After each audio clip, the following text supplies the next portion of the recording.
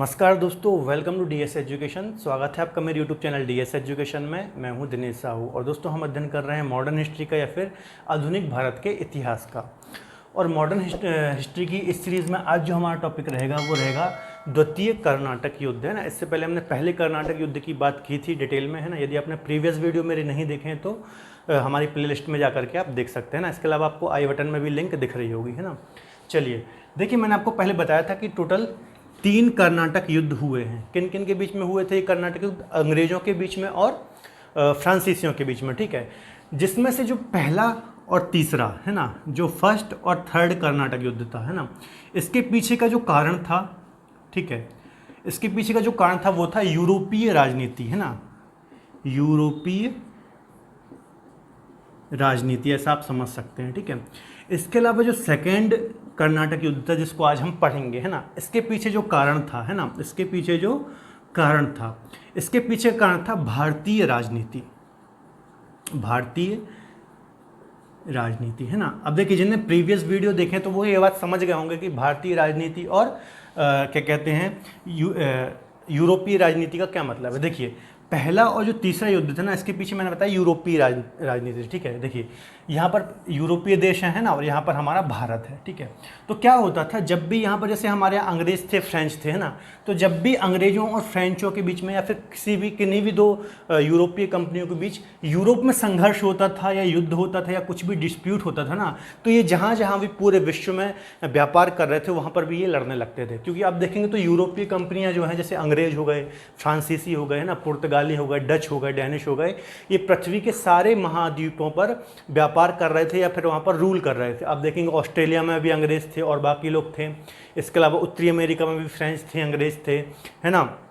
दक्षिणी अमेरिका में आप देखेंगे पुर्तगाली भी थे, अंग्रेज भी थे, सब थे, है ना। इसके अलावा अफ्रीका में भी थे, एशिया में भी थे। तो हर जगह ये यूरोपीय फैले हुए थे। और जब भी यहाँ पर किन्हीं दो लोगों के बीच में या फिर दो कंपनियों के बीच में या फिर दो देशों के बीच में संघर्ष होता था, तो वो जहाँ जहाँ भी व्यापार कर रहे थे, चाहे वो अफ्रीका हो, उत्तरी अमेरिका हो, दक्षिणी अमेरिका हो, ऑस्ट्रेलिया हो, एशिया हो, हर जगह ये लड़ने लगते थे, ठीक है। तो पहले और तीसरे कर्नाटक युद्ध का कारण क्या था? यूरोपीय राजनीति, मतलब यूरोप में कहीं ना कहीं डिस्प्यूट हुआ, इनके बीच में कुछ हुआ, है ना। इसके अलावा जो सेकंड कर्नाटक युद्ध था जो आज हम पढ़ेंगे, इसके पीछे था भारतीय राजनीति या फिर भारतीय कारण। अब इसको आज हम डिटेल में चर्चा करेंगे सेकंड की, ठीक है। तो स्टार्ट करते हैं आज का लेक्चर।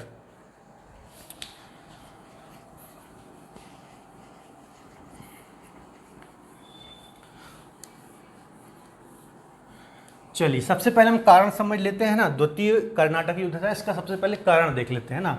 क्योंकि यदि आप पीसीएस, यूपीएससी जैसे एग्जामों की तैयारी कर रहे हैं तो आपको सिस्टमेटिक ढंग से लिखना पड़ता है। कारण, फिर घटनाक्रम क्या रहा, है ना, उसके परिणाम क्या रहे, महत्व क्या रखा, ठीक है। तो कारण इसका ये था, हैदराबाद और कर्नाटक राज्यों का उत्तराधिकार, है ना। इसका जो कारण था द्वितीय कर्नाटक युद्ध था वो था हैदराबाद और कर्नाटक के जो राज्य थे, है ना, और इनके जो राजा थे, तो उनकी डेथ हो गई थी। तो उनके उत्तराधिकारियों को लेकर के कुछ डिस्प्यूट था, ठीक है। तो ये कारण था द्वितीय कर्नाटक युद्ध का, है ना। अब हम एक एक चीज चलते हैं। अब देखिए, ये कारण हो गया इसका, है ना। अब देखिए, थोड़ा मैं आपको बता देता हूँ यहाँ पर, है ना। ये हमारा भारत है, यहाँ पर थी हैदराबाद राज्य, ठीक है, यहाँ पर था हैदराबाद राज्य। इसके अलावा थोड़ी आप यहाँ पर आएंगे तो यहाँ था कर्नाटक राज्य, ठीक है। इसकी राजधानी थी अर्काट, ठीक है। और यहाँ पर एक और जगह थी त्रिचनापल्ली,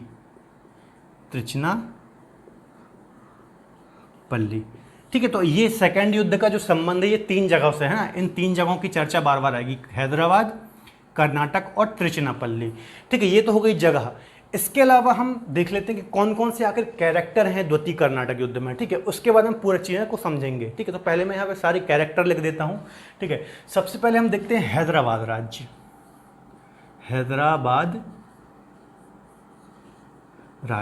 ठीक है, हैदराबाद राज्य। चलिए, हैदराबाद राज्य का जो राजा था ना, यहाँ का जो निजाम था, निजाम बोलते थे उस रियासत में, ठीक है, राजा को। तो यहाँ का जो राजा था वो था आसफ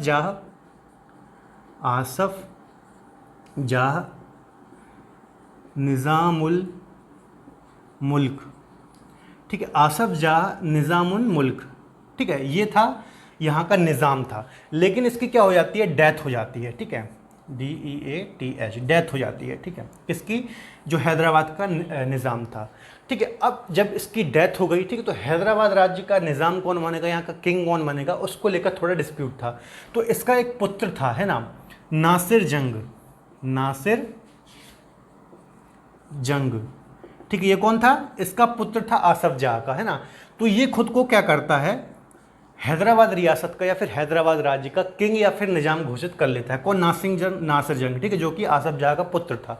एक दूसरा कैरेक्टर था मुजफ्फर जंग, है ना, मुजफ्फर जंग, ठीक है, ये कौन था, ये था नासिर जंग का भतीजा, ठीक है, ये नासिर जंग का भतीजा था, ठीक है। ये भी अपने आप को हैदराबाद राज्य का उत्तराधिकारी बताता था, ठीक है, मुजफ्फर जंग, ठीक है। और एक और कैरेक्टर है इसमें, सलावत जंग, सलावत जंग, ठीक है, ये तीसरा कैरेक्टर है। अब ये तीन कैरेक्टर हमें देखने को मिलेंगे द्वितीय कर्नाटक युद्ध में, ठीक है। देखिए, नासिर जंग कौन है, आसफ जाह का पुत्र है, जो कि हैदराबाद राज्य का निज़ाम या फिर राजा बनकर के बैठा हुआ है, ठीक है, इसने अपने आप को घोषित कर दिया। इसके अलावा एक है मुजफ्फर जंग, जो इसका भतीजा है, किसका, नासिर जंग का, ठीक है, ये भी अपने आप को हैदराबाद राज्य का उत्तराधिकारी बताता है, ठीक है। तो मेन जो डिस्प्यूट है वो इन दोनों के बीच में है, किन दोनों के बीच में है, नासिर जंग के बीच में और मुजफ्फर जंग के बीच में, ठीक है। ये जो सलावत जंग है ना, इनकी कहानी बाद में आएगी, ठीक है, ये अभी कहानी में नहीं, ये उत्तराधिकार में भी नहीं है ना, इनका कोई रोल नहीं है, इनका बाद में हम चर्चा करेंगे, ठीक है। तो ये हो गया हैदराबाद राज्य, ठीक है। अब हम बात करते हैं कर्नाटक राज्य की, कर्नाटक राज्य, ठीक है, ठीक है। देखिए, पहले सारे कैरेक्टरों को समझना आपको जरूरी है, ठीक है, तभी हम समझ पाएंगे, नहीं तो फिर ऐसे में नहीं समझ पाएंगे, है ना। तो कर्नाटक के हम समझते, तो यहाँ के जो किंग थे वो थे दोस्त अली, कौन थे, दोस्त अली, है ना। कर्नाटक राज्य के जो राजा थे या फिर नवाब थे वो थे दोस्त अली, ठीक है। इनकी भी हो जाती है डेथ, है ना, इनकी भी क्या हो जाती है, डेथ हो जाती है। जब इनकी डेथ हो जाती है तो यहाँ पे जो इनका एक पुत्र होता है ना, उसका नाम था अनवरुद्दीन, अनवरुद्दीन, ठीक है, अनवरुद्दीन था दोस्त अली का पुत्र।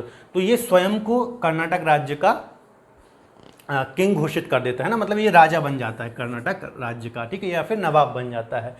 और एक और यहाँ पे सेकंड कैरेक्टर जो है वो है चंदा साहब, चंदा साहब, ये कौन है, ये दोस्त अली के दामाद हैं, है ना, ये दामाद हैं, और ये कौन है, पुत्र, ठीक है। तो अभी वर्तमान में किंग कौन है, अनवरुद्दीन, ठीक है। तो चंदा साहब भी अपने आप को कर्नाटक राज्य का उत्तराधिकारी मानते थे, जो कि दोस्त अली के दामाद थे, इनके बहनोई थे, है ना, अनवरुद्दीन के बहनोई, ठीक है। इतनी बात हो गई, तो इतने कैरेक्टर हैं, ठीक है। अब हम चलते हैं फ्रांस की ओर। अब देखिए, जो चंदा साहब है ना, इनके फेवर में है फ्रेंच, ठीक है, चंदा साहब हैं जो कि कर्नाटक राज्य का खुद को भी उत्तराधिकारी मानते हैं, उनकी साइड है फ्रेंच, ठीक है। और यहाँ पर जो मुजफ्फर जंग है ना, इनकी ओर है फ्रेंच, है ना, मुजफ्फर जंग की तरफ कौन है, फ्रेंच, फ्रेंच, ठीक है। इसके अलावा जो अनवरुद्दीन है ना, अनवरुद्दीन की साइड है अंग्रेज, है ना, कौन है, अंग्रेज, ठीक है। और यहाँ पर नासिर जंग की साइड है अंग्रेज, ठीक है, यहाँ पर नासिर जंग की साइड कौन है, अंग्रेज हैं, ठीक है। मतलब देखिए, प्रथम कर्नाटक के युद्ध के बाद से इनके बीच में मनमुटाव बहुत बढ़ गया था ना, अंग्रेजों और फ्रेंचों के बीच में। तो जिस साइड फ्रेंच थे उसके दूसरी साइड अंग्रेज थे, ठीक है। यहाँ पे आप देखेंगे नासिर जंग जो कि किंग है अभी कहाँ का, हैदराबाद का, इसके साथ अंग्रेज हैं, ठीक है। जबकि मुजफ्फर जंग जो खुद को मानता है वारिस है ना, जो कि भतीजा है नासिर जंग का, ठीक है, तो फ्रेंच इसके साथ दे रहे हैं। इसके अलावा अनवरुद्दीन के साथ हैं अंग्रेज और चंदा साहब के साथ हैं फ्रेंच। इतनी बात समझ में आ गई, है ना। इसके अलावा फ्रेंच जो फ्रांसीसी हैं यहाँ पर, है ना, फ्रांसीसी हैं, इनके जो गवर्नर हैं वो कौन है, डुप्ले हैं, है ना, पहले भी हमने चर्चा कर ली थी, डुप्ले हैं, ठीक है। अब देखिए, अब जो डुप्ले हैं ना, डुप्ले जाते हैं कहाँ पर, चंदा साहब के पास, है ना, क्योंकि फ्रेंच का सहयोग था चंदा साहब को, तो डुप्ले बोलते हैं देखिए, हम आपको कर्नाटक राज्य का हम आपको कर्नाटक राज्य का नवाब बनाएंगे, ठीक है, लेकिन आपको हैदराबाद राज्य का निज़ाम बनाने के लिए जब मुजफ्फर जंग के साथ जो भी युद्ध होगा है ना इन दोनों के बीच में, तो आपको सहयोग करना पड़ेगा।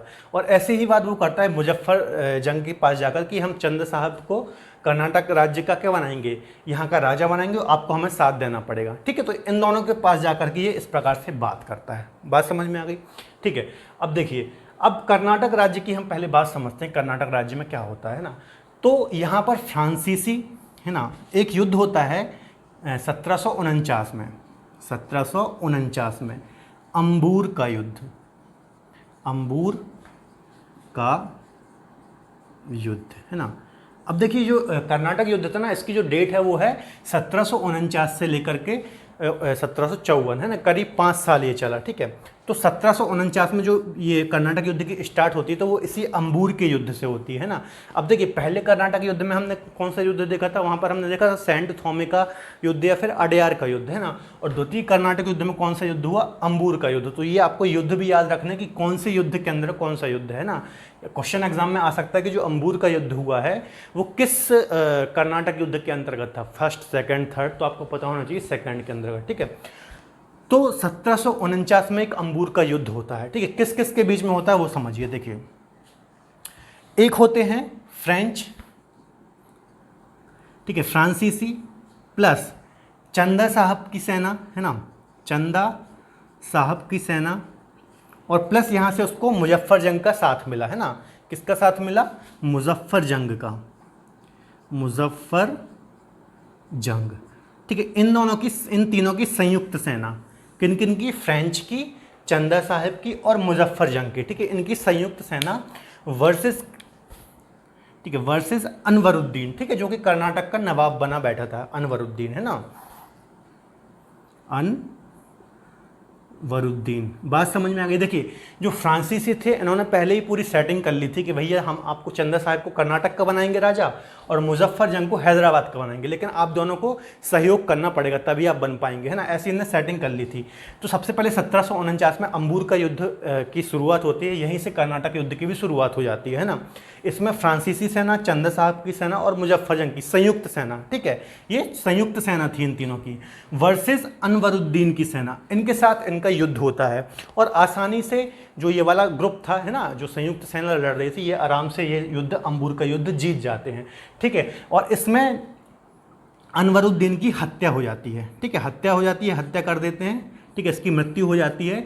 और चंदा साहब को कर्नाटक राज्य का किंग घोषित कर देते हैं या फिर यहाँ का नवाब घोषित कर देते हैं, ठीक है। तो अब किंग कौन है, चंदा साहब हैं अंबूर के युद्ध के बाद। बात समझ में आई।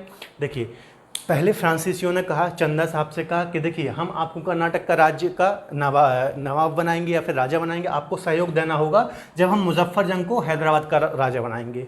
इसी प्रकार से मुजफ्फर जंग से उन्होंने ये बात की कि हम जब चंदा साहब को कर्नाटक का बनाएंगे राजा तो आपको भी सहयोग करना पड़ेगा। तो इसी प्रकार से इनकी ज्वाइंट आर्मी से अनवरुद्दीन का युद्ध हुआ और आसानी से युद्ध जीत गए। इसमें अनवरुद्दीन की मृत्यु हो गई और चंदा साहब को कर्नाटक राज्य का राजा बना दिया गया। बात समझ में आ गई, ठीक है। ये हो गई एक पहली बात। अब हम चलते हैं आगे हैदराबाद राज्य में, ठीक है। यहाँ पर चंदा साहब राजा क्या बन गए, किंग बन गए कर्नाटक राज्य के, ठीक है। अब देखिए जब ये बात हुई ना तो अब आपको मन में एक क्वेश्चन आना चाहिए कि यहाँ पर भी तो अनवरुद्दीन के साथ अंग्रेज थे है ना, तो वो क्यों बीच में नहीं आए। तो देखिए अनवरुद्दीन साथ में जरूर थे, मतलब अंग्रेजों साथ में जरूर थे अनवरुद्दीन के, पर उतना खुले तौर पर नहीं थे। इन्होंने बहुत ज़्यादा सहयोग नहीं दिया, बस नाम के लिए थे, इसलिए ये आसानी से हार गया है ना। जबकि यहाँ पर देखिए 3 आर्मी साथ में लड़ रही थी, वहाँ पर अनवरुद्दीन अकेला था, इसलिए आसानी से ये जीत गए चंदा साहब और यहाँ के किंग बन गए। और एक और बात समझिए, यहाँ पर जो अनवरुद्दीन का एक बेटा था है ना, इसका नाम था मोहम्मद अली। इसका एक बेटा था अनवरुद्दीन का है ना, अनवरुद्दीन का पुत्र था मोहम्मद अली, मोहम्मद अली, ठीक है। तो जब इसकी हत्या हो जाती है इसके पिता की अनवरुद्दीन की, तो ये भाग के कहाँ चला जाता है, त्रिचनापल्ली, ठीक है। मैंने 3 जगह बताई थी ना, एक हैदराबाद, कर्नाटक और त्रिचनापल्ली। तो जब इनकी हत्या होती है, ये युद्ध हारते हैं और चंदा साहब यहाँ के राजा बन जाते हैं, ठीक है। तो मोहम्मद अली जो कि अनवरुद्दीन का पुत्र था वो जाकर के त्रिचनापल्ली भाग जाता है। बात समझ में आ गई। अब हम आते हैं हैदराबाद राज्य में, ठीक है। अब देखिए यहाँ पर मुजफ्फर जंग का साथ देते हैं फ्रेंच, ठीक है। और यहाँ पर एक कोई बहुत ज़्यादा युद्ध नहीं होता, छोटा सा एक टकराव या फिर युद्ध होता है और उसमें जो नासिर जंग था, है ना, हैदराबाद का राजा, इसकी हत्या हो जाती है, ठीक है, या फिर इसकी मृत्यु हो जाती है। और आसानी से जो फ्रांसीसी थे वो मुजफ्फर जंग को हैदराबाद का किंग घोषित कर देते हैं या फिर निज़ाम घोषित कर देते हैं, ठीक है। अब देखिए हैदराबाद राज्य में कौन है किंग? मुजफ्फर जंग, ठीक है। इसकी मृत्यु हो गई नासिर जंग की, और जो खुद को यहाँ का वारिस बताता था या फिर उत्तराधिकारी बताता था, मुजफ्फर जंग अब हैदराबाद का नवाब है या फिर यहाँ पर राजा है, ठीक है। लेकिन जो फ्रेंच थे ना, फ्रांसीसी थे, खासतौर पर डुप्ले था। डुप्ले ये बोलता है, अपने एक सेना नायक को भेजता है जिसका नाम होता है बुस्सी, ठीक है। बुस्सी से बोलता है डुप्ले, ठीक है, ये फ्रेंच था एक, ठीक है, फ्रेंच था, आप सेना नायक समझ लीजिए। तो बुस्सी से कहता कि जाओ तुम मुजफ्फर जंग को बढ़िया से हैदराबाद का राजा बनाओ, लेकिन ये ज़्यादा यदि करे, यदि हमारी ना माने बात, ठीक है, हमारे अंडर काम ना करे, हमारी ना सुने, तो इसकी हत्या करना, इसको रास्ते से हटा देना। और होता ही यह है, ठीक है, मुजफ्फर जंग और बुस्सी के बीच में कुछ बहस होती है, कुछ टकराव होता है, ठीक, और बुस्सी मुजफ्फर जंग की हत्या कर देता है, ठीक है, मुजफ्फर जंग की हत्या कर देता है, ठीक है। और जब इसकी हत्या हो जाती है तो ये तीसरा कैरेक्टर आ जाता है सलावत जंग, जो कि आसफ जहाँ का पुत्र था, है ना। तो जो फ्रांसीसी थे वो सलावत जंग को यहाँ का राजा बना देते कि भैया ये सीधा सा आदमी है, ये हमारे साथ काम करेगा, हमारे लिए काम करेगा, ज़्यादा चीचमाट नहीं करेगा, है ना। तो बात समझ में आ गई यहाँ की। फिर से आप बात समझिए, थोड़ा छोटा सा एक टकराव होता है जिसमें नासिर जंग की हत्या हो जाती है ना। इसमें बहुत ज़्यादा युद्ध यहाँ पर नहीं हुआ बड़ा, बहुत जल्दी इसकी मृत्यु हो जाती है। और जो फ्रांसीसी थे वो मुजफ्फर जंग को यहाँ का राजा बना देते हैं। लेकिन एक गुप्त संदेश दिया जाता है ना। एक सेना नायक होता है फ्रांसीसियों का बुस्सी, कि यदि मुजफ्फर जंग हमारी बात ना सुने, हमारे लिए काम ना करे, है ना, तो इसको रास्ते से हटा देना है। और होता यही है, इनके बीच में कुछ टकराहट होती है बुस्सी और मुजफ्फर जंग के बीच में, और बुस्सी इसकी हत्या कर देता है, ठीक है। और इस प्रकार से यहाँ के किंग बनते हैं हैदराबाद के सलावत जंग, ठीक है। अब यहाँ के किंग कौन है? सलावत जंग है, ठीक है। बात समझ में आ गई। इनकी पहले नासिर जंग की मृत्यु हुई, फिर किंग कौन बना? मुजफ्फर जंग। लेकिन फिर इनके बीच में टकराव हुआ बुस्सी और मुजफ्फर जंग के, और किंग बना सलावत जंग, ठीक है। तो ये हो गई हैदराबाद रियासत, ठीक है। अब आगे आप समझिए, देखिए अब यहाँ पे जो ये हारे थे ना, आप देखेंगे यहाँ पर अनवरुद्दीन के साथ भी अंग्रेज थे, है ना, और नासिर जंग के साथ भी अंग्रेज थे, लेकिन फिर भी ये हार गए। हारने के पीछे रीज़न ये था कि खुले तौर पर अंग्रेज़ों ने कभी इनका सपोर्ट नहीं किया, है ना। उनको बस सपोर्ट था कि भैया हम आपके साथ हैं, लेकिन ग्राउंड लेवल पर उतना ज़्यादा सहयोग इनका नहीं रहा, इसलिए ये लोग आसानी से हार गए, ठीक है। लेकिन जब कर्नाटक और हैदराबाद में दोनों जगह फ्रांसीसियों के राजा बैठे थे ना, यहाँ पर चंदा साहब बैठे थे और यहाँ पर सलावत जंग बैठे थे, जो कि दोनों फ्रांसीसियों के आदमी थे, एक प्रकार से आप बोल सकते हो, क्योंकि उनके सहयोग से ही बने थे। तो यहाँ पर अब फ्रांसीसियों की ताकत बहुत ज़्यादा बढ़ गई कर्नाटक राज्य में और हैदराबाद राज्य में, क्योंकि उन्होंने ही कहीं ना कहीं, उनका ही हाथ था इनको यहाँ के राजा बनाने के पीछे, है ना। तो अब अंग्रेज़ों की आंख खुलती है, अंग्रेज़ों की आंख खुलती है कि अब क्या किया जाए, कि कर्नाटक में और हैदराबाद में दोनों जगह पर उसके सहयोगी बैठे हैं या फिर उसके सहयोग से ही वो राजा बने हैं ना, तो अब वो ज़्यादा ताकतवर हैं, ठीक है। तो अब एक बात समझिए, अब जो मोहम्मद अली था ना, मैंने आपको बताया था अनवरुद्दीन का पुत्र मोहम्मद अली, ठीक है, ये भागकर कहाँ चला गया था? त्रिचनापल्ली, ठीक है, यहाँ जाकर के ये छुप गया था, ठीक है। तो चंदा साहब जो होते हैं ना, इससे डुप्ले बोलता है, चंदा साहब जो कि कर्नाटक का किंग है, कि देखिए अभी जो अनवरुद्दीन का पुत्र है, वो जो वास्तविक उत्तराधिकारी है कर्नाटक राज्य का, है ना, मोहम्मद अली, वो अभी जिंदा है और वो आपको दिक्कत कर सकता है। इसके अलावा मोहम्मद अली का खुलकर सपोर्ट कर रहे थे अंग्रेज, है ना। मोहम्मद अली जो था, ये है ना, मोहम्मद अली जो था, इसका खुलकर अंग्रेज सपोर्ट कर रहे थे कि नहीं, मोहम्मद अली को कर्नाटक राज्य का राजा बनना चाहिए, क्योंकि उसका अनवरुद्दीन का पुत्र है, ठीक है। तो चंदा साहब से बोलता है डुप्ले कि देखो हम चलते हैं, त्रिचनापल्ली में है अभी मोहम्मद अली, तो इसको रास्ते से हटाना पड़ेगा, नहीं तो आपको दिक्कत होगी, है ना। तो चंदा साहब कहता है हाँ बात तो सही है, ठीक है। और अब देखिए त्रिचनापल्ली में क्या होता है, ठीक है। त्रिचनापल्ली में अंग्रेज किसके सपोर्ट में जा रहे हैं? अंग्रेज जा रहे हैं मोहम्मद अली के सपोर्ट में, ठीक है, प्लस फ्रांसीसी प्लस चंदा साहब, ठीक है। ये सब जाके डेरा डाल लेते हैं त्रिचनापल्ली में। कहाँ पर? त्रिचनापल्ली में, जहाँ पर मोहम्मद अली भागकर छुपा हुआ है, ठीक है। तो यहाँ पर जाके ये सबकी आर्मी चली जाती है, ठीक है। और यहाँ पर ये त्रिचनापल्ली जो शहर होता है इसको चारों तरफ से घेर लेते हैं, ठीक है। फ्रांसीसी और चंदा साहब चाहते थे कि हम मोहम्मद अली को मार दें, जबकि अंग्रेज चाहते थे कि हम मोहम्मद अली को कर्नाटक राज्य का राजा बना दें, है ना। बात समझ में आ रही है, ठीक है। त्रिचनापल्ली का घेरा डाल देते हैं। लेकिन अब बात समझिए, तीनों आर्मी यहाँ पर है ना। तो एक जो इस टाइम अंग्रेजों का गवर्नर था ना, उसका नाम क्या था, अंग्रेजों का जो गवर्नर था उसका नाम थोड़ा मैं भूल रहा हूँ, एक मिनट, सैंडर्स है ना, डी सैंडर्स। अंग्रेजों को जो गवर्नर था वो था डी सैंडर्स। कौन था, डी सैंडर्स। अंग्रेजों का गवर्नर कौन था, डी सैंडर्स, है ना। इससे जाकर के कहता है कौन, एक था रॉबर्ट क्लाइव, है ना।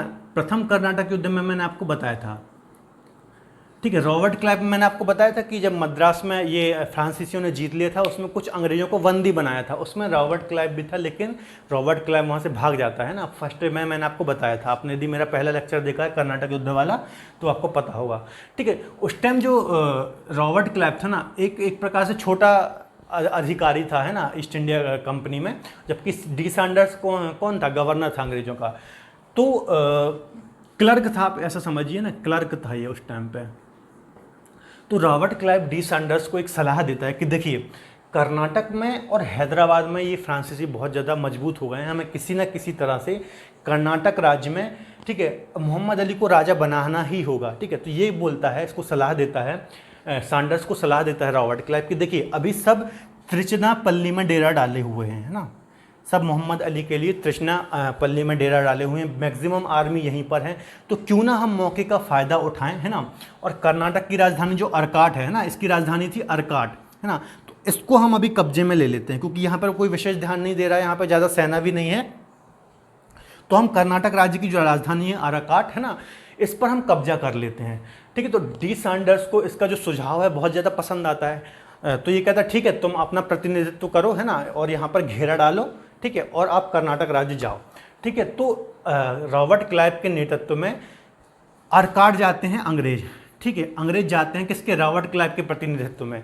और ये कर्नाटक को जीत लेते हैं, ठीक है, कर्नाटक को जीत लेते हैं, ठीक है। जब स्टार्टिंग तौर पर ये कर्नाटक जाता है रॉबर्ट क्लाइव, है ना, वहाँ पर आराम से जाता है, और जब ये पता चलता है किसको, चंदा साहब को, तो चंदा साहब भी यहाँ भाग कर जाता है, लेकिन चंदा साहब की हार हो जाती है ना, और यहाँ पर अंग्रेजों का कब्जा हो जाता है कर्नाटक राज्य में, ठीक है। जब यहाँ पे अंग्रेजों का कब्जा हो जाता है तो वो मोहम्मद अली को कर्नाटक राज्य का किंग घोषित कर देते हैं। बात समझ में आ गई, है ना। अब कर्नाटक के किंग कौन है, मोहम्मद अली, ठीक है।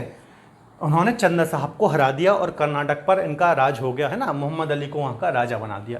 इतनी बात थी कर्नाटक युद्ध में, आपको आशा करता हूँ समझ में आई होगी बात, है ना। अब देखिए, इसके बाद समझिए, एक बार मैं फिर से रिवीजन करा दूंगा, है ना। इतनी कहानी हो गई। अब कर्नाटक का राजा कौन बन गया, मोहम्मद अली, और हैदराबाद के राजा कौन है, सलावत जंग, ठीक है। अब ये बात जब पता चलती कि भैया ये सब इंडिया में चल रहा है ना, यूरोप खबर आती है, कहाँ पर, फ्रेंच के पास। फ्रेंच के पास जब खबर आती है कि भैया यहाँ पर ये युद्ध में लगे हैं, गए वहाँ पे व्यापार करने थे, ठीक है। तो जो डुप्ले था ना, फ्रांसीसियों का गवर्नर, ठीक है, तो इसको हटा दिया जाता है, इसको वापस यूरोप बुला लिया जाता है कि भैया आप यूरोप आ जाओ, वहाँ कर क्या रहे हो, युद्ध कर रहे हो, कंपनी लगातार घाटे में जा रही है, हम आपने आपको वहाँ पर व्यापार करने भेजा है ना। क्योंकि मैंने आपको बताया था, जो फ्रांसीसी कंपनी थी ना, पूर्णतः सरकारी कंपनी थी एक प्रकार से, है ना, इसलिए तो इसको डुप्ले को यूरोप बुला लेते हैं और नया एक गवर्नर भेजते हैं जिसका नाम था गोडेहू, है ना।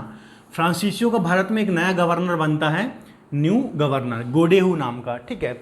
और यहाँ पर भेजते हैं, और इसी के साथ एक संधि होती है, पांडिचेरी की संधि, पांडिचेरी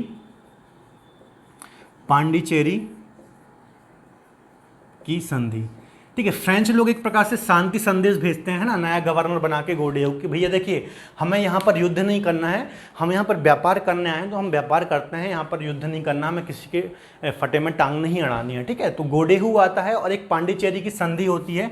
पांडिचेरी की संधि से जो द्वितीय कर्नाटक युद्ध था ये समाप्त होता है, ठीक है, पांडिचेरी की संधि से। अब इसका कंक्लूजन क्या निकला, परिणाम क्या निकला, तो परिणाम ये निकला कि ये दोनों आपस में जब संधि होती है अंग्रेजों के बीच में और फ्रांसीसियों के बीच में कि भैया अब कोई भी जो भारत का भारतीय राज्य है ना, इसके उत्तराधिकारियों को लेकर हम बीच में टांग नहीं अड़ाएंगे। जो राज्य हैं है ना भारत के, वो अपना खुद देखेंगे, हम बीच में नहीं बोलेंगे, ठीक है। तो ये इसका परिणाम निकलता है। इसमें पांडिचेरी की संधि में कहा जाता है कि हम भारतीय राज्यों के उत्तराधिकार को लेकर के कोई बीच बचाव नहीं करेंगे, है ना, बीच में नहीं आएंगे। इसके अलावा इसका महत्व समझिए, महत्व क्या है, ये तो परिणाम हो गया है ना। परिणाम में आपको एक पॉइंट याद रखना है, पांडिचेरी की संधि हुई और इसमें ये डिसाइड होता है कि भारत के उत्तराधिकार, राज्यों के उत्तराधिकार को लेकर हम बीच में नहीं बोलेंगे, है ना। और दूसरा पॉइंट एक ये है कि जो भी राज्य या फिर जिसके राज्य जीते हैं वो वापस कर दें, है ना। इसके अलावा इसका महत्व समझिए, महत्व इंपॉर्टेंट है ना। महत्व में क्या होता है, महत्व में पहली बात तो यह है कि जो गोडेहू आता है ना नया गवर्नर, तो यहाँ से इस युद्ध के बाद से फ्रांसीसियों का पतन होना स्टार्ट हो जाता है भारत में। क्योंकि जो गोडेहू होता है नया गवर्नर, ये उतना ज़्यादा सक्षम नहीं होता है ना, जबकि इसके पहले जो डुप्ले था ना, ये बहुत ज़्यादा अच्छा गवर्नर था और इसने काफ़ी ज़्यादा फ्रेंच को ताकतवर किया था भारत में। जबकि गोडेहू जो था बहुत अच्छा गवर्नर नहीं था और इसके बाद से फ्रांसीसियों का यहाँ पर पतन स्टार्ट हो जाता है। जबकि जो अंग्रेज़ थे ना, ठीक है, अंग्रेज ताकतवर हो गए थे इसके बाद से, ठीक है, अंग्रेज ताकतवर होना स्टार्ट हो जाते हैं और फ्रांसीसी कमज़ोर होना स्टार्ट हो जाते हैं, ठीक है। ये दो पॉइंट थे इसके महत्व के अंतर्गत। इसके अलावा एक पॉइंट और है, रॉबर्ट क्लाइव, जो कि आप देखेंगे बंगाल का पहला गवर्नर बनेगा, है ना। तो अब इसका ये भी नज़र में आ जाता है ना अंग्रेज़ों की, और एक बड़ा पद पर पहुँच जाता है ना, लाइट में आ जाता है। आगे हम देखेंगे बंगाल का पहला गवर्नर बनेगा रॉबर्ट क्लाइव, ठीक है। तो ये 2-3 पॉइंट थे, ठीक है, महत्व के अंतर्गत, ठीक है। चलिए एक बार मैं आपको रिवीजन कर देता हूँ, है ना। बाकी हमारे यहाँ पर कर्नाटक युद्ध समाप्त हो गया, है ना। चलिए देखिए, सबसे पहले मैंने आपको कारण बताया द्वितीय कर्नाटक युद्ध का, कि हैदराबाद और कर्नाटक जो राज्य थे उनके उत्तराधिकारियों को लेकर के ये युद्ध स्टार्ट हुआ, है ना। हैदराबाद राज्य की बात समझते हैं और कर्नाटक राज्य की बात यहाँ पर हम समझते हैं। हैदराबाद में मैंने आपको बताया आसफ जाह निज़ामुल मुल्क था यहाँ का राजा, लेकिन इसकी मृत्यु हो जाती है। जब मृत्यु हो जाती है तो उसके उत्तराधिकारियों को लेकर के थोड़ा डिस्प्यूट होता है। नासिर जंग खुद को हैदराबाद का राजा घोषित कर देता है, ठीक है। इसका भतीजा था मुजफ्फर जंग, ये भी चाहता था कि मैं भी राजा बनूँ, ये भी खुद को उत्तराधिकारी मानता था हैदराबाद राज्य का, ठीक है। और एक और इसका पुत्र था सलावत जंग, ठीक है। ये उसमें उस टाइम कुछ नहीं था, है ना। इसको जो आगे बनाएंगे फ्रांसीसी बनाएंगे राजा, है ना। इसके अलावा कर्नाटक राज्य में दोस्त अली थे यहाँ के राजा, लेकिन इनकी डेथ हो जाती है, ठीक है। इसके बाद अनवरुद्दीन यहाँ के राजा बन जाते हैं कर्नाटक राज्य के, है ना। लेकिन इनके जो दामाद थे दोस्त मोहम्मद के, चंदा साहब, ये भी खुद को यहाँ का राजा समझते थे, ठीक है। तो देखिए, चंदा साहब के साथ और मुजफ्फर जंग के साथ थे फ्रेंच, और अनवरुद्दीन और नासिर जंग के साथ थे अंग्रेज, है ना। तो फ्रेंच ऐसी सेटिंग करते हैं कि भैया देखिए, चंदा साहब को बोलते हैं कि हम कर्नाटक का राजा बनाएंगे, और मुजफ्फर जंग को बोलते हैं हैदराबाद का राजा बनाएंगे, लेकिन आपको सहयोग करना पड़ेगा एक दूसरे से जब युद्ध होंगे। और होता यही है ना। कर्नाटक राज्य के उत्तराधिकार को लेकर युद्ध होता है 1749 में अंबूर का युद्ध, इसी के साथ होती कर्नाटक युद्ध की शुरुआत, है ना।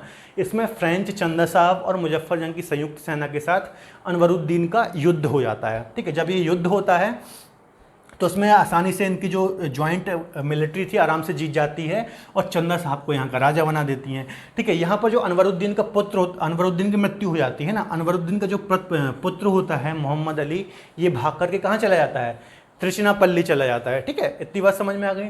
अब आ जाते हैं हैदराबाद राज्य। हैदराबाद राज्य में भी थोड़ा डिस्प्यूट होता है, युद्ध होता है, और नासिर जंग की मृत्यु हो जाती है, हत्या हो जाती है, और मुजफ्फर जंग को हैदराबाद राज्य का किंग बना दिया जाता है, ठीक है।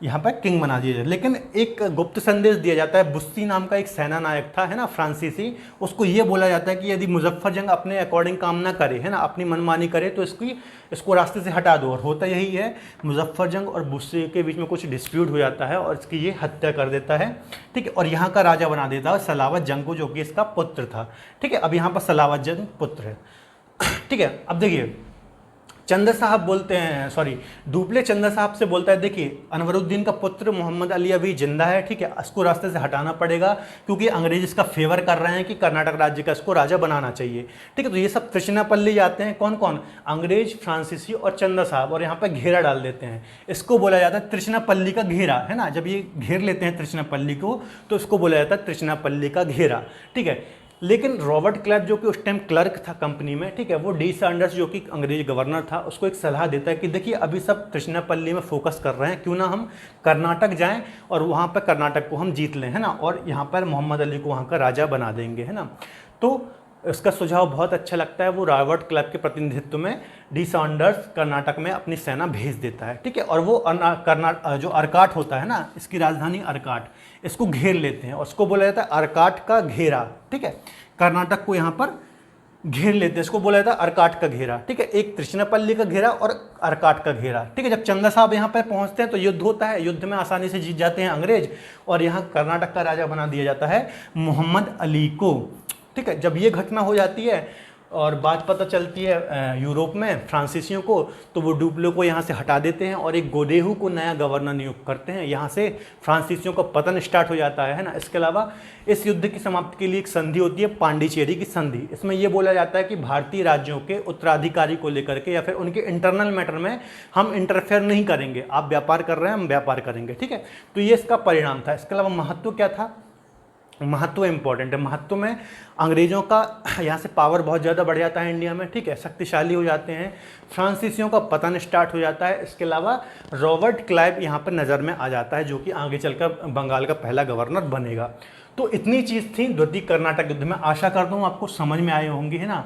देखिए आप वीडियो को पॉज करके नोट्स बना सकते हैं मेरे साथ, है ना। हर चीज़ यहाँ पर लिखना प्रॉपर पॉसिबल नहीं होता, इसलिए मैंने कहानी के फॉर्म में आपको अच्छे से समझा दिया है ना। इसके अलावा यदि आपको कोई भी डाउट हो सकता है तो आप मुझसे कमेंट बॉक्स में जुड़ सकते हैं। इसके अलावा मेरे इंस्टाग्राम पेज, फेसबुक पेज में जुड़ सकते हैं, है ना। तो आज के लिए इतना। यदि आपको आज का लेक्चर पसंद आए तो प्लीज़ वीडियो को लाइक करें। इसके अलावा हमारे साथ जुड़े रहने के लिए आप हमारे चैनल को सब्सक्राइब कर सकते हैं। तब तक के लिए धन्यवाद, अपना ख्याल रखें।